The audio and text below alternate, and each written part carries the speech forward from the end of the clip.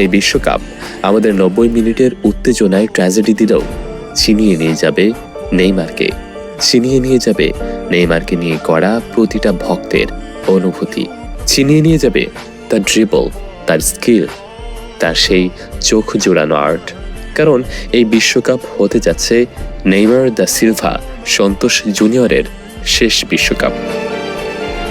2014 বিশ্বকাপের কান্না, 2018 এর হতাশা আর 2022-এর ভাঙা স্বপ্ন নেইমারের বিশ্বকাপ যাত্রা অসম্পূর্ণ। কিন্তু যেই ইনজুরি যাকে থামাতে পারেনি, যেই সমালোচনা যাকে থামাতে পারেনি, সেই নেইমার এবার থেমে যাবে।